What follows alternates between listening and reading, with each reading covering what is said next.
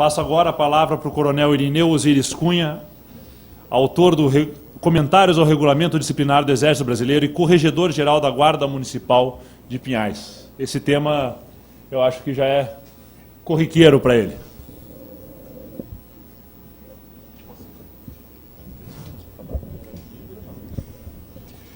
Bom dia, queria cumprimentar o deputado e também as autoridades que já foram nominadas pelo cerimonial.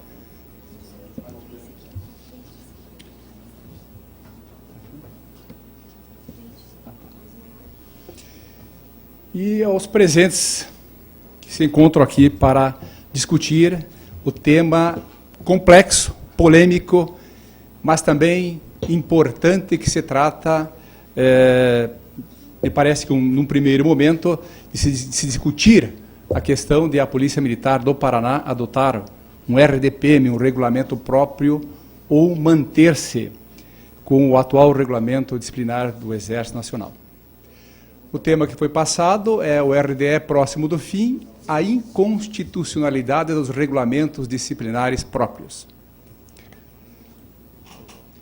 Bom, a Polícia Militar adota o regulamento do Exército com base na Lei 7.339, artigo 482, que é o regulamento interno dos serviços gerais, e o seu estatuto, Lei 1943, artigo 1º, parágrafo 5º. Aliás, o regulamento dos serviços interno dos serviços gerais prevê também lá que a Polícia Militar poderá ter regulamento próprio. Bom, a polêmica, senhor deputado, ela está centrada justamente no artigo 47 da Lei 6.880, que é o Estatuto dos Militares, em confronto com o artigo 5º, 61 da Constituição Federal, que trata da prisão em flagrante e diz lá que todo cidadão somente poderá ser preso por ordem escrita e fundamentada da autoridade competente, salvo nos casos de transgressão disciplinar ou crime propriamente militar definidos em lei. A polêmica, então, o que se discute hoje com relação à constitucionalidade é justamente aquele item ali que eu destaquei, aquela frase ali, definidos em lei. Porque entendem os defensores da inconstitucionalidade do RDE que a Constituição, quando tratou dessa questão definidos em lei, ela se refere também aos regulamentos, não só à legislação penal militar, mas aos regulamentos também. E busca-se, através disso, declarar-se a inconstitucionalidade do artigo 47, então, do Estatuto dos Militares. Porque aí não entra só o RDE, entram também os regulamentos da Marinha e da Aeronáutica, que também foram recepcionados pela Constituição Federal, pela nova Constituição Federal, com status de lei complementar. Bom, a questão polemizou-se, ela ganhou os tribunais, principalmente aí a Justiça Federal de primeiro grau, e as discussões elas ampliaram-se do ponto de vista daqueles que entendem que o RDE ele está inconstitucional em razão dessa questão de que o artigo 47 não foi recepcionado, e uma vez não sendo recepcionado, ele não existe. Mas também, dentro da Justiça Federal de primeiro grau, existem decisões, nós vamos ver aí, que entendem que o artigo 47 foi plenamente recepcionado. Essa questão chegou ao Supremo, como nós veremos a seguir. Agora, vejam ali. Então, ao examinar o recurso necessário de habeas corpus, o Tribunal Regional Federal da 2ª Região afastou a inconstitucionalidade do regulamento disciplinar do Exército nos termos... também difícil aqui para mim, do voto do relator. Vou ler para os senhores verem o que disse a autoridade judiciária ao analisar o habeas corpus. De fato, o decreto 4.346, nos seus 113 incisos, apenas especifica e detalha as hipóteses a serem enquadradas como transgressão disciplinar no âmbito do Exército. Nesse passo, à luz do disposto da Lei 6.880, o Decreto 4.346 não criou as penas disciplinares restritivas de liberdade, mas tão somente especificou as atuações que podem ser aplicadas. Bom, então, esta é uma questão. Este é um ponto de vista com relação à questão de aplicação das penas pelo RDE.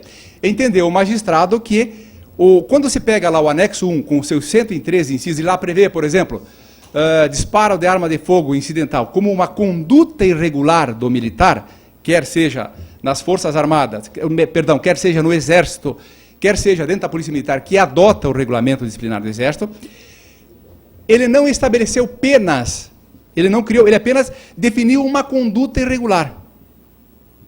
E que, em razão disso, e que por isso mesmo, ele não bate de frente com a recepção pela Constituição Federal. Ele está de pleno recepcionado pela Constituição Federal. Mas, nós vamos ver aí que o mesmo tribunal, né, federal da 4ª Região, teve um outro posicionamento, em decisão de um outro habeas corpus. Consoante recente jurisprudência desta Corte, o artigo 47 da Lei 6.880 não foi recepcionado pela Constituição Federal, mostrando-se com ela incompatível, pois delegou competência ao regulamento para estabelecer as transgressões disciplinares e respectivas penas privativas de liberdade. Ora, vejam, senhores, o que acontece? Quando houve a promulgação da nova Constituição Federal, em 88, um dos pontos que talvez devesse abordar, e não é a questão dos definidos em lei lá, aconteceu o seguinte: tanto os 3 regulamentos do Exército, da Marinha e da Aeronáutica, eles foram recepcionados como lei complementar. Agora vejam, não o atual decreto 4.356, o anterior, o 90.608, que era o regulamento disciplinar do Exército que vigia a época. Ele foi recepcionado com Estado de Lei. O que acontece, que um dos pontos que também é polêmico e que também se discute para declarar-se a sua inconstitucionalidade, é o fato de, na sequência, ele ter sido revogado por um outro decreto, o que não poderia uma lei ser revogada por um decreto. Então, nesse sentido, há um fundamento de que houve uma inconstitucionalidade do regulamento. Então, ele foi recepcionado com o status de lei, mas, em seguida, ele foi revogado, 90.608, para se adequar até aos princípios da ampla defesa e contraditório. Ele foi revogado pelo 4.346, daí por um decreto. Este é um ponto também que se aborda para declarar a sua inconstitucionalidade. Mas vejam, não só no fato de ele não estar definido como uma lei. Bom, na sequência da discussão, a ministra Laurita Vaz, do STJ, posicionou-se da seguinte maneira nos autos do mandado de segurança, lá número 9.710, se não me engano. Diz ela: tem-se, portanto, a possibilidade de punição administrativa por transgressões disciplinares prevista no Estatuto dos Militares, regulamentada pelo Decreto 4.346, com o fim de preservar a hierarquia e a disciplina nas Forças Armadas. Inexiste ofensa à Constituição Federal ou à lei. Medida coercitiva, do ponto de vista formal, está em consonância com o ordenamento jurídico pátrio. Então, quando a ministra se manifestou, do STJ, ela entendeu também que o regulamento não estava, e principalmente o artigo 47 do Estatuto dos Militares, ele não estava, houve a recepção. O que acontece com o fenômeno da recepção da lei infraconstitucional com a Constituição? Pega-se a lei infraconstitucional e vê-se naquilo que ela se adequa ao novo texto constitucional. Naquilo em que não se adequar, ela não será recepcionada. Naquilo que se adequar, será recepcionado. O Estatuto dos Militares ele foi plenamente recepcionado pelo novo texto constitucional. Portanto, o regulamento que vinha regulamentando, organizando essa atividade administrativa, ele também entendeu, a ministra, que ele também estava no conjunto concêntrico. Portanto, não havia nada não há nada na visão dela que se possa afirmar que o regulamento está em desconsonância com os princípios basilares da Constituição Federal. Mas aí, senhores, a polêmica chegou ao Supremo Tribunal Federal. E o Supremo se manifestou. Quero dizer para os senhores que o ministro Marco Aurélio, quando se manifestou no Supremo, ele disse que aqueles definidos em lei referia-se apenas à legislação penal e não aos regulamentos. Entendimento dele na questão do julgamento da ação direta de inconstitucionalidade 3.340, que foi proposta pelo Procurador-Geral da República em face dessas questões de constitucionalidade ou inconstitucionalidade do regulamento disciplinar. Por maioria de votos, o Supremo entendeu que o regulamento também estava de acordo com os princípios da Constituição. Na verdade, a questão foi que a ação proposta pelo Procurador-Geral da República, o Supremo entendeu que ela era muito genérica. Ela não atacava a coisa de forma mais específica. Em razão disso, o Supremo entendeu que o regulamento disciplinar do Exército também não estava aivado de inconstitucionalidade, pelo menos naquilo em que se propunha através daquela ação. E, até agora, mantém-se o regulamento disciplinar como o RDE como um texto legal perfeitamente aplicável, a não ser que essa questão venha a ser rediscutida no Supremo e, por alguma situação nova, ela possa ser discutida e essa questão, esse entendimento, quero dizer, venha a ser ou possa ser modificado. Mas vejam os senhores, então, que há uma polêmica, ela persiste, essa polêmica. Se nós pegarmos aqui na mesa, ou na plateia, dentro da Polícia Militar do Exército, existem aqueles que entendem, que defendem a sua constitucionalidade, e existem aqueles que, por seus argumentos próprios, entendem não ser ele um documento constitucional, e que, portanto, não há como ser aplicado como está. Bom, agora, eu queria discutir, eu quero dizer o seguinte aqui, talvez alguém tenha lido tanto quanto eu, mas mais do que eu, o regulamento disciplinar. Não, porque eu já reli aquilo, porque, nos comentários do regulamento, eu estou terminando a 3ª edição comentada do RDE agora, e eu acho importante que se verifique o artigo 35 do RDE, pessoal, porque a gente ouve muito, eu uma vez vi até uma manifestação de um general, dizendo que o regulamento disciplinar do Exército era uma legislação adequada à época da Segunda Guerra Mundial. Lê do engano do general. Na verdade, ele se equivocou redondamente. Não deve ter lido o regulamento como deveria tê-lo lido. Eu não vou aprofundar o estudo, mas eu quero centrar para vocês o artigo 35 do RDE, quando nós falamos de ampla defesa e contraditório.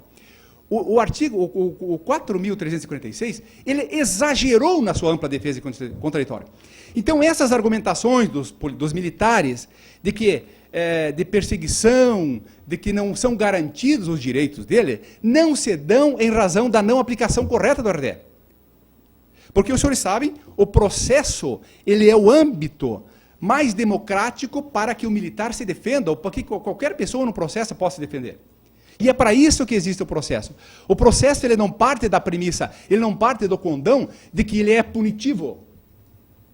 Eu mesmo, enquanto ativo, solicitei uma vez que se instalasse um processo administrativo para se apurar uma conduta minha, que havia um comentário a respeito de uma conduta e que eu me julgava inocente naquilo. Solicitei que se instaurasse um processo para que eu pudesse me defender no processo. Essa é a ideia do processo.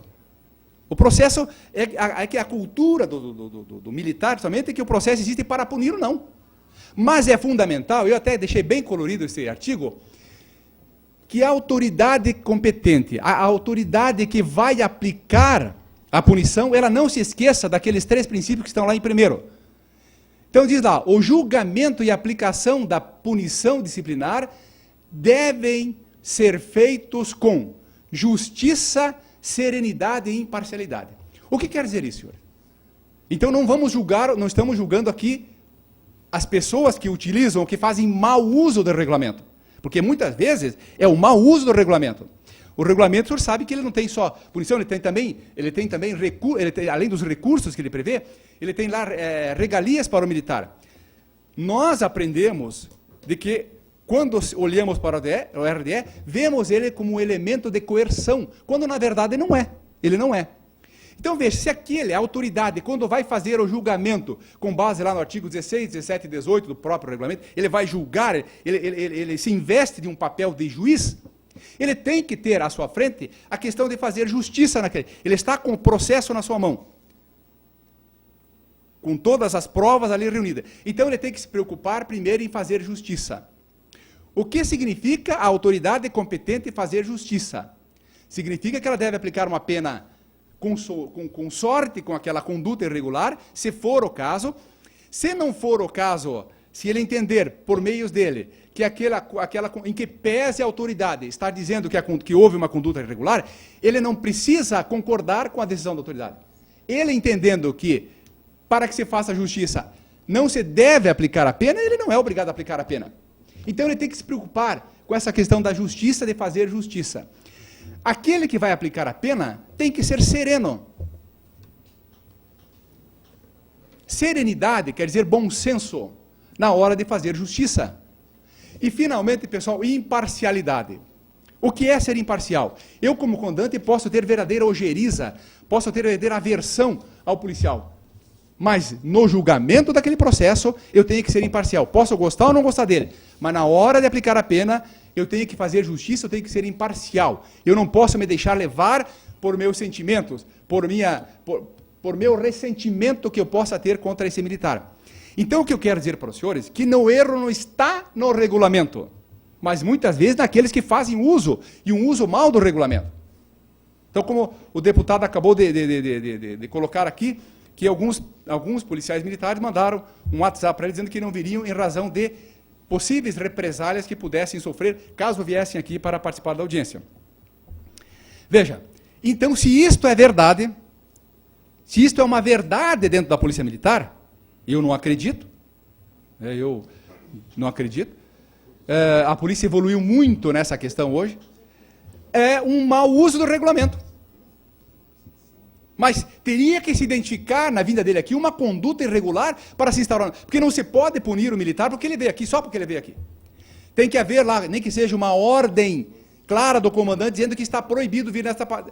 Que os militares. Bom, aí, se isto aí estiver lá, dito que ele não pode vir aqui e ele descumprir, é possível que se faça um processo e ele responda esse processo.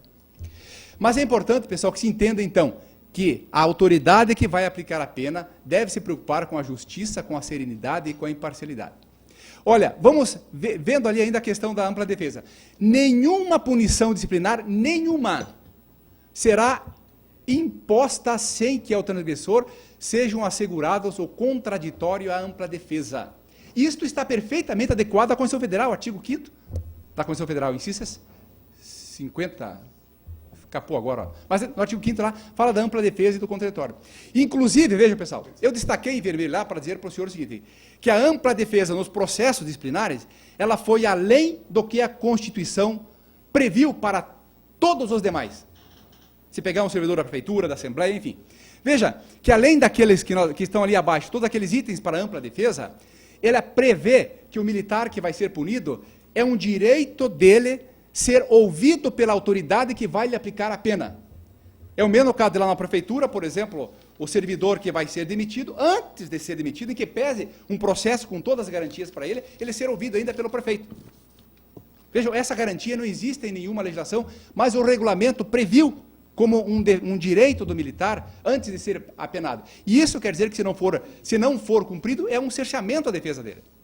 Vejam ali então, para fins de ampla defesa, o que o regulamento entende? Ter conhecimento e acompanhar todos os atos da apuração e julgamento para aplicação da pena. Isto é da Constituição. Ser ouvido, produzir todas as provas, obter cópias de documentos do processo, ter oportunidade no momento adequado de se manifestar, utilizar-se dos recursos, adota outras medidas, enfim, ser informado da decisão. Vejam, então, que o problema não está centrado, o RDE, ele está 100% recepcionado à Constituição Federal no que se refere ao artigo 5º da Constituição Federal. Agora, quando se fala de formalidades, de não se ter cumprido uma formalidade, É também uma questão a ser discutida, é uma questão a ser discutida. Mas o fato de o regulamento disciplinar estar aqui, em que pese essa discussão ainda não estar pacificada, se o artigo 47 foi recepcionado ou não, o importante é que ele garante plenos direitos. Não há com o que se preocupar. O processo, agora, eu quero reiterar aqui, senhores, de que a utilização do processo ela tem que ser feita também com parcimônia. Aquele que vai conduzir esse processo e depois a autoridade julgadora não pode tomar dores pessoais para decidir um processo. Aí ela tem que se declarar impedida ou suspeita. Se ela se sentir em qualquer momento que está envolvida pessoalmente ou por algum motivo com aquele processo. Mas o artigo 35, dentre vários outros do RDE, ele define bem essa questão e ele está perfeitamente adequado àquilo que a Constituição quer para o cidadão, quando se trata de um processo. Então, isso é importante. Eu digo o seguinte para os senhores, o comandante-geral, o RDE tem lá no anexo 5 o processo disciplinar sumário. Na Polícia Militar, senhor sabe, nós temos as transgressões leves e médias e graves que estão no RDE, que não são punições que afetam, em tese, a honra, o decoro da instituição. Então, essas são reguladas pelo regulamento, elas são feitas através de um processo disciplinar sumário, que o comandante-geral regulou por uma portaria. Este processo que o Exército tem e nós regulamos. Eu quero dizer para o senhor o seguinte, eu não mexeria em nada do RDE, porque digo que o RDE ele é um instrumento legal, e ele é um instrumento que garante todos os direitos do militar. Ele não burla, ele não é impositivo, ele não é autoritário, e ele não violenta o militar em nenhum momento. Estou falando do RDE, não estou falando das autoridades que fazem uso dele.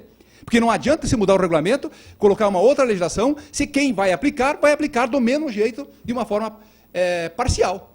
Então você pode modificar 300 vezes a legislação. O que nós deveríamos fazer, através de um decreto do governo, talvez me parece ser o documento mais correto, nós adequarmos o anexo 1 do RDE, aqueles incisos, as condutas mais típicas do militar. Eu mexeria só ali. E, aliás, não mexeria, manteria aquilo que está lá e acrescentaria aqueles que se adequam à conduta do militar. Como bem disse o juiz aqui, só concluir aqui, para que você possa lidar, pessoal, com instituição militar, com 22 mil homens, 23 mil homens armado, você precisa de uma legislação forte, porque senão você transforma isso em um bando de pessoas armadas e aí a situação vai ficar muito periclitante para a sociedade. Bom, eu coloquei o artigo 35 aqui para que os senhores entendam que quando se trata de ampla defesa, o regulamento está perfeitamente adequado aos ditames, aquilo que a Constituição Federal quer do regulamento. Não há porque você mexer naquela estrutura geral dele ali. Não há. Só que se você quiser ter assim, para ter o deleite de, não, nós temos um regulamento disciplinar militar nosso, próprio. Não vejo necessidade no momento. Bom, eu queria colocar 3 situações aqui, pessoal, mas, por favor, me entendam, entendam o meu posicionamento, eu quero discutir isso aqui, mas não é posicionamento meu com relação à instituição militar. Necessidade das sanções disciplinares para as Forças Armadas e Polícias Militares de repristinação. Bom, tanto a Polícia Militar quanto as Forças Armadas necessitam de ter um regulamento. O doutor aqui colocou situações bem práticas de aplicação de uma punição em momentos cruciais. Então, você precisa ter uma estrutura que te garanta esta aplicação de pena.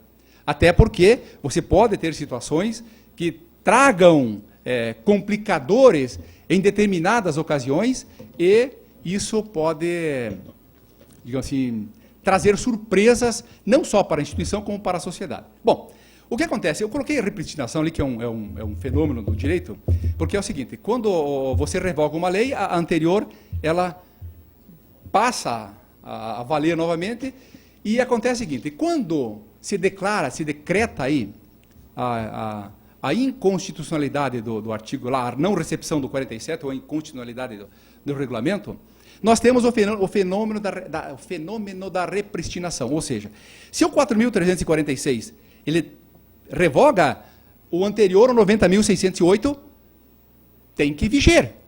Porque senão nós ficamos sem um regulamento. Como é que faz daí? As organizações ficam sem legislação, ficam sem um regulamento. Como é que fica? Então, teria que se voltar ao 90.608, ou então, o mesmo revogado, no caso de ser futuramente, que o Supremo entenda que aquela legislação, o 4.346, deva vigorar por mais um tempo até que tenha uma legislação adequada. Porque o que não dá é para ficar sem legislação, né, pessoal? Então, mas nós tivemos no caso do juiz da 4ª Vara Federal, em que ele decretou a inconstitucionalidade e não permitiu o fenômeno da repristinação. Na própria sentença dele. Legislação para militares tem que ser feita por militares. É um posicionamento pessoal meu, pessoal. Meu. Por que eu digo que legislação para militares tem que ser feita? Não é nenhum preconceito contra quem quer que seja. É um posicionamento pessoal da minha experiência como militar, de 37 anos de caserna.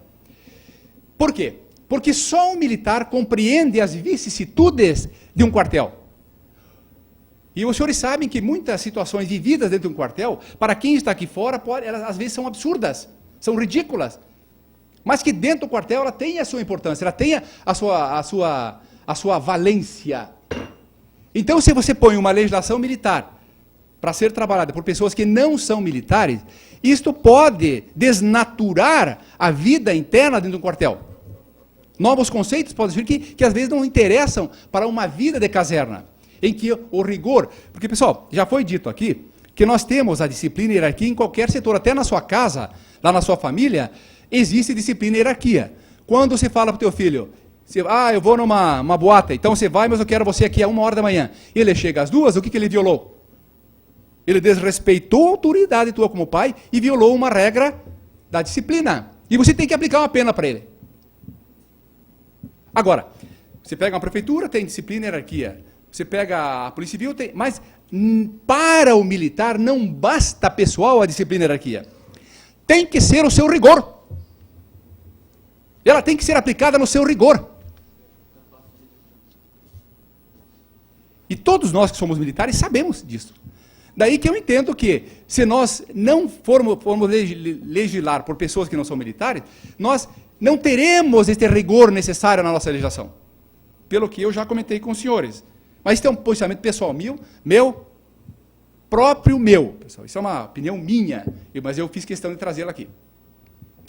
O problema de se aprovar a legislação para militares por não militares é exatamente esta questão aí. Quando você traz um texto, um projeto, por exemplo, para ser votado na Assembleia, essas questões que eu coloquei, elas serão debatidas.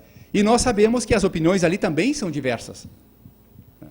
Nós sabemos que as pessoas também entendem que o rigor do regulamento, muitas vezes, ele não é mais necessário para a condução. Basta que o subordinado chame o comandante senhor, é o suficiente. Que ele o respeite é o suficiente. E talvez até possa ser. Mas eu não ainda estou convencido, eu, Coronel Osíris, não estou convencido desta realidade, desta verdade. Eu ainda não estou convencido. Posso mudar o meu posicionamento, mas ainda não estou convencido. Queria deixar isso aqui, pessoal, como reflexão. Reflexão. Mas que os senhores, que são militares principalmente, não reflitam com o veso pessoal. Reflitam levando em consideração a instituição a qual o senhor... As características da instituição, a necessidade dela estar sob comando num movimento de greve, numa situação de reintegração de posse, em que precisa, muitas vezes, a autoridade atuar de maneira rigorosa contra o militar que está temeroso, que está receoso. Ora, eu me recordo, quando estava em Cascavel, nós fomos fazer uma reintegração de posse em Guarapuava. E, imaginem, senhores, a tropa se posicionou para avançar no terreno e os sem-terras atearam fogo no mato. E vieram com foice para cima da tropa.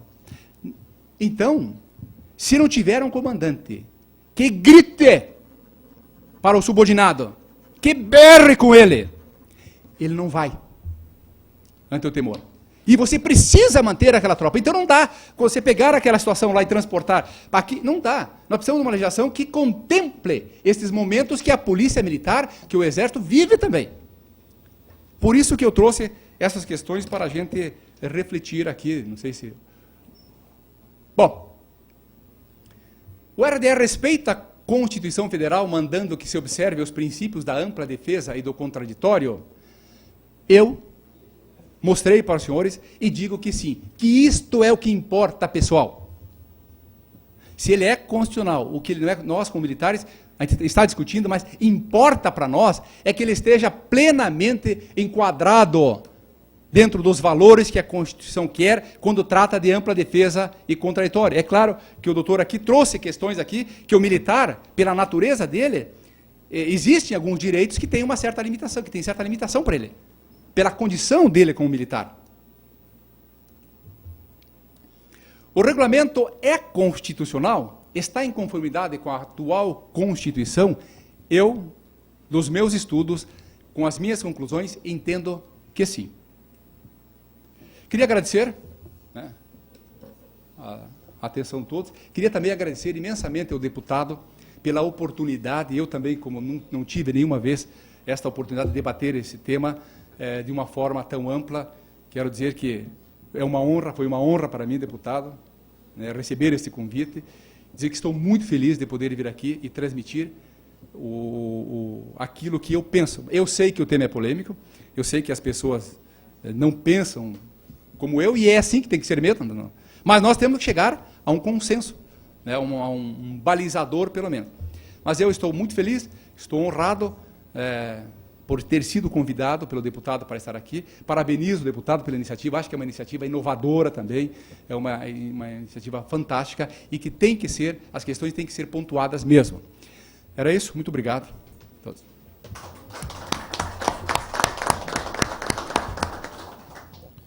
Eu e o coronel vamos divergir no final da audiência em alguns pontos, mas é importante esse debate.